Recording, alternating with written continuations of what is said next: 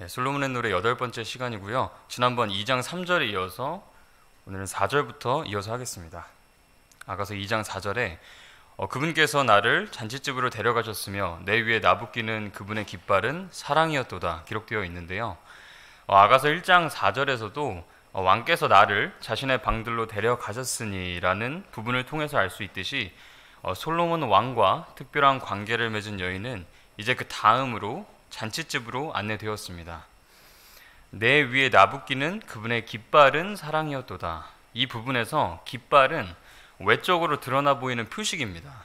다시 말해서 예수 그리스도께서는 교회에 대한 사랑을 공개적으로 나타내 보이셨음을 의미하는 부분입니다. 이와 마찬가지로 우리도 공개적으로 주 예수님을 사랑한다고 그렇게 고백하는 그런 깃발을 가져야 할 것입니다. 그래서 깃발은 모든 사람이 볼 수 있는 외적이고 공개적인 것이기 때문에 교회를 사랑한다는 것을 온 세상에 알리신 주님께서는 반대로 교회에 속한 우리들도 주님 당신을 사랑한다는 점을 이 세상에 공개하고 이 세상 사람들이 알게 하기를 또한 원하십니다. 그래서 방금 4절에 이은 5절에서 여인은 왕에 대한 자신의 사랑을 이렇게 고백하고 있습니다. 큰 포도주 병으로 나를 지탱하시고 사과로 나를 위로하소서. 사랑으로 인해 내가 병이 났나이다. 사랑으로 인해 내가 병이 났다. 너무 사랑해서 병이 날 정도다. 이 말은 다시 말하면 주님의 사랑이 너무나도 커서 그 사랑에 압도되었다는 뜻으로도 이해할 수 있을 것입니다. 이 부분에 대해서는 그 브라이언 도노반 목사님이 쓰신 아가서 강해서의 2장 5절에 대한 부분을 그대로 읽어드리고 싶습니다. 위대한 설교자인 무디는 주님의 크신 사랑에 압도되고 더 이상 감당할 수가 없어서 그만 멈추어 주시라고 기도한 적이 있다고 한다. 나로서는 이해할 수 없는 기도다. 그런 기도를 드려본 적은 없다. 더 많은 축복을 주시고 더 많은 은혜를 주시도록 기도한 적은 많지만 그러나 우리 각자에게도 주님의 사랑에 완전히 압도당한 경험들이 분명히 있었고 주님이 너무나 좋아서 어찌할 수 없던 때가 있었을 것이다. 나도 그런 경험들을 갖고 있다. 물론 지금도 주님의 사랑에 압도되어 있지만 거듭난 지 얼마 되지 않았을 때 나는 참으로 주님의 사랑에 흠뻑 젖어 있었다. 주님께서는 나를 완전히 붙들고 계셨다. 나는 주님이 그렇게 해주신다는 사실조차 모르고 있었다. 시험조차 없었다. 어떤 사람이 내게 이런저런 문제들을 경험한 적 있느냐고 물었을 때 나는 왜 그런 것들이 문제가 되는지 이해조차 할 수 없었다. 나의 모든 관심은 주님께 있었다. 이런 사랑의 행로는 1년 이상이나 지속되었다. 밤 9시에 신학원이 끝나면 집에 와서 두 딸을 재우고 나서 성경을 펴서 읽고 공부하다 보면 밤 1시가 넘곤 했다. 시간이 어떻게 가는지도 모르고 성경을 읽었다. 그런 날이 매일같이 계속됐다. 너댓 시간이 어떻게 지나가는지도 모를 지경이었다. 놀라운 시간이었다. 바로 이것이 정상적인 그리스도인의 생활이다. 이러한 상태에 있지 못한 것이 비정상적인 신앙생활이다. 하지만 대부분의 그리스도인들이 대부분의 시간을 비정상적으로 보내고 있다. 우리의 영적 상태가 정상적이 되도록 붙들어 주시는 분은 주님이시다. 주님과 정상적인 관계에 있지 못하는 한 우리에게 진정한 기쁨은 있을 수 없다. 여러분 각자도 주님의 한없는 사랑에 압도되어 감격했던 경험이 있을 것이다. 내가 사랑으로 인해 병이 났나이다 라는 고백이 바로 그것이다. 이렇게 기록되어 있습니다. 저는 방금 읽은 이 도노반 목사님의 글을 통해서 사람을 포함한 이 땅의 모든 만물들은 시간이 지남에 따라서 그 무질서함의 정도가 계속 높아진다라는 연력학 제2법칙에 대해서 다시금 확신할 수 있었습니다. 시간이 흐를수록 과거에 비해 현재가 더 스마트해지고 더 진화됐다. 인간이 더 나은 상태로 진보하고 있다라는 진화론자들의 달콤한 속삭임에 속을 수가 없습니다. 도노반 목사님의 이 아가서 강해가 우리말로 옮겨진 게 1997년도인데 그렇다는 건 그보다도 앞서서 이 아가서에 대한 강해를 했단 말이 되고 지금으로부터 못해도 25년 전에 자신의 거듭났을 때의 경험에 대한 얘기를 하고 있는 셈이니까 적어도 2022년 현재보다 한 30년이나 더 전 사람의 이야기인 것입니다. 2022년의 현재의 나와 30년도 더 전 사람을 그냥 단순 비교만 해도 그냥 답이 나와버립니다. 아, 진화가 아니라 퇴행하고 있구나. 더 못한 방향으로 가고 있구나. 물론 모두가 그렇다는 건 절대 아닙니다. 어쩌면 제가 읽어드린 그 도노반 목사님의 개인적인 경험보다 더욱 성령 충만한 상태로 더 뜨거운 열심을 내서 성경을 탐독하셨던 경험이 있는 분들도 많이 계실 겁니다. 하지만 그러한 개개인들의 비율이 30년 전보다 줄면 줄었지 더 늘어나진 않았다는 사실을 말씀드리는 겁니다. 좀 더 정확하게는 어쩌면 세상 지식은 진화한 것처럼 보일지 모르나 영적 지식과 영적 활력은 퇴행하고 있는 것 같다는 말이 맞는 표현인 것 같습니다. 이런 개인 간증을 듣고 읽게 되면 곧바로 저 자신을 쳐다보면서 반성 모드로 진입하게 됩니다. 사실 그러다 보니까 오늘 이 자리에 서는 것이 도저히 제 자신 스스로 용납이 되지 않고 가능만 하다면 그냥 냅다 도망치고 싶을 만큼 부끄럽고 떳떳하지 못한 제 자신의 상태를 다시금 들여다보게 됐습니다. 하나님, 예수님에 대해서 남들보다 더 많이 알고 있는 나 자신이 좋아서 성경을 읽는 사람이 아니라 정말 주님을 성경을 통해 만나고 알아가다 보니까 그 사랑에 점점 더 깊이 빠져서 단지 그분이 좋아서 그분 만나러 성경을 읽는 사람을 구합니다.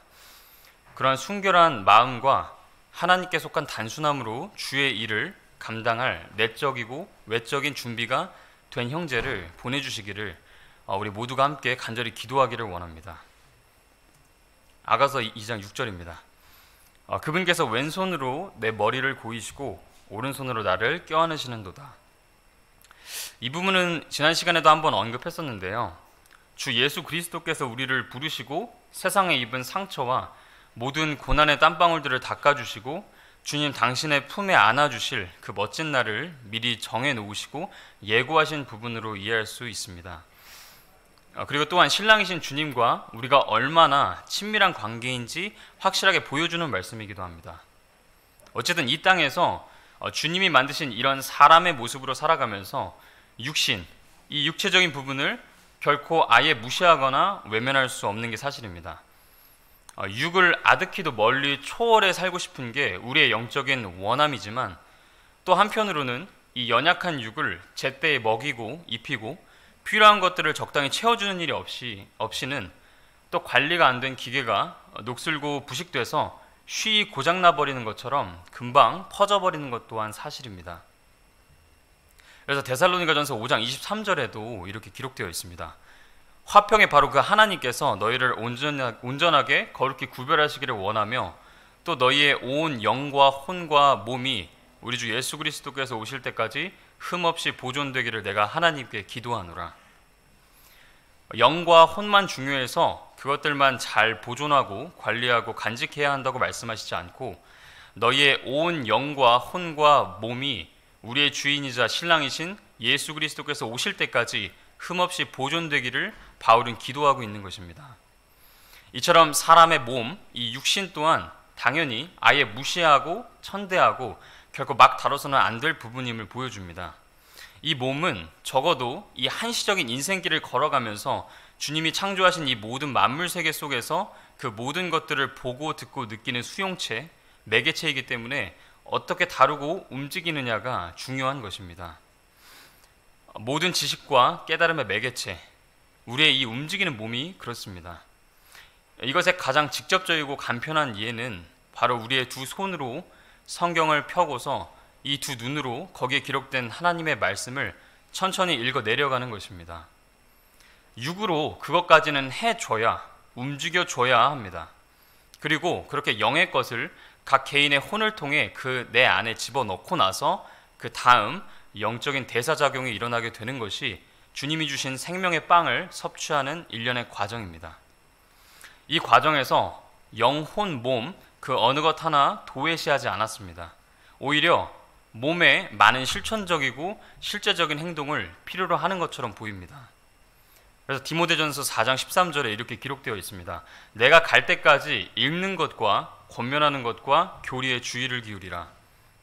읽는 것, 몸을 애써서 움직여서 의자에 앉히든 서든 바닥에 주저앉든 벽에 기대든 해서 두 손으로 성경을 잡고 두 눈을 애써서 하나님의 말씀에 고정시키고서 찬찬히 좌에서 우로 읽어 내려가야만 하는 것입니다. 이 몸을 마땅하게 사용해야 수행 가능한 과업이 바로 읽기입니다. 두 눈을 이어폰으로 꽉 막아버리고, 두 귀를 이어폰으로 꽉 막아버리고 두 눈을 계속해서 블루라이트를 쏴대는 스마트폰과 전자기기에 묶여 있다면 할 수 없는 일이 바로 성경을 읽는 일입니다. 그만큼 이 몸은 인간으로서 지식과 지혜를 배우고 깨닫기 위한 중요한 통로요, 어쩌면 첫 시작점, 첫 번째 관문이라고도 볼 수 있을 것입니다. 그래서 모순적이게도 더 넓고 깊은 영적 세계를 맛보고 누리기 위해서 주님이 만드신 내 이 몸에 예민한 감각과 더불어 생각보다 더 많은 주의를 기울일 필요가 있습니다. 그래서 우리가 지금 보는 이 아가서 2장 6절의 말씀을 읽을 때에도 마찬가지입니다. 그분께서 왼손으로 내 머리를 고이시고 오른손으로 나를 껴안으시는도다. 부모와 자식 간의 깊은 유대감 중에 나누는 사랑의 포옹과 결혼을 약속한 연인 간의 포옹이나 사랑하는 부부 간의 포옹, 이 중에 모두를 경험하신 분도 계실 것이고 이 중에 하나만 경험하실 분도 계실 겁니다. 그 어느 쪽이든 중요한 것은 주님께서는 우리가 주님의 높고 높은 그 사랑과 평온함과 즐거움을 친히 우리 인간이 이해할 수 있도록 인간의 표현 방식과 경험의 언어로 반의 반이라도 이해해 볼 수 있도록 도우셨다는 사실입니다. 이 기록된 말씀을 통해서 그래서인지 저는 가끔 혼자서 이런 생각을 해보곤 합니다. 어쩌면 주님께서 바울과 같이 독신의 은사를 대다수에게 주지 않으시고 간혹 몇 사람에게만 주시고는 억지로 독신하지 말고 대부분 다 결혼하게끔 하시고 그들이 사랑의 포옹과 입맞춤과 사랑의 언어를 말하게 하신 이유는 하나님 아버지께서 자녀들인 우리들을 향한 사랑이 어떠한 것인지, 남편이신 예수님께서 아내인 우리 교회를 향한 사랑이 어떠한 것인지 조금이나마 이해하고 느껴보라고 그러신 게 아닐까. 그래서 남자와 여자가 만나서 사랑하고 한 몸을 이루고 결혼하게끔 하신 게 아닐까 하고 생각합니다. 제 개인적인 경험이지만 하나 얘기해 보자면, 지금 제 아내와 결혼하기 전에 막 진지하게 사귐을 갖기 시작했을 때였던 걸로 기억합니다. 그때 저는 주님을 신뢰한 채 그분에 대한 아주 작은 불씨와 같은 마음 하나 딸랑 갖고 그저 성한 몸 하나 있었을 뿐이었을 때라서 변변한 직장도 없이 그냥 짐을 옮기고 정리하는 그런 아르바이트로 생계를 유지하고 있었을 때였습니다. 새벽에 나가서 여느 때와 같이 열심히 몸을 움직이고 있었는데 카톡 메시지 하나가 와 있었습니다. 그때가 추운 겨울날이었는데 날이 많이 추우니까 따뜻하게 장갑 끼고 목도리도 하고 따뜻하게 입고 다치지 않게 힘내서 일하라는 내용이었던 걸로 기억합니다. 근데 그때 참 제 몰골이 후줄근한 추리닝에 추위에 볼은 뻘개져 있고 형편없고 불품없는 모습이었는데, 그 비루한 상황에서 딱 그 카톡을 받아서 읽으니까 갑자기 제 두 눈이 팽팽해지면서 눈물이 줄줄 흘러서 도저히 멈출 수가 없었습니다. 그때 제가 모든 짐 정리를 마치고 건물 외관에 있는 눈을 치우고 있었을 때였는데 지나가던 직원이 제 우는 모습을 보고는 제가 너무 서럽게 막 입술을 발을 떨면서 우니까 무슨 집에서 초상난 줄 알고 어머 하면서 지나가신 게 기억이 납니다. 근데 그 당시에 제가 느낀 감정은 웃기실 수도 있지만 주 예수님의 사랑이었습니다. 내가 내 자신을 봐도 아예 보잘것이 하나도 없고 건질 만한 것도 없는 남루한 사람을 어떻게 마음 하나 보고 좋아해주고 사랑해줄 수 있을까? 이건 말이 안 된다. 말이 안 된다.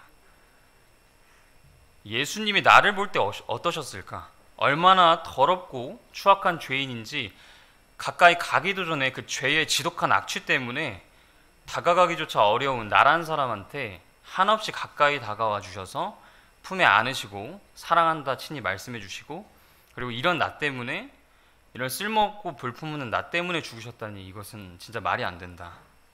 그냥 말도 안 되는 사랑이다. 그때 눈을 쓱쓱 쓸면서 그 꺽꺽대면서 울고 있는데 그것은 분명 기쁨과 사랑에 못 이겨서 우는 울음이었습니다. 제 생에 그토록 행복한 눈물은 처음이었습니다. 저는 제 자신이, 그리고 모든 성도분들께서 성경을 읽을 때, 그리고 하나님을 생각할 때, 기도할 때, 그 어느 때든 원하는 거 딱 한 가지입니다. 주님 그분의 사랑을 생생하고 절절하고 그렇게 느끼고 그리고 거기에 화답해서 사랑하는 일입니다.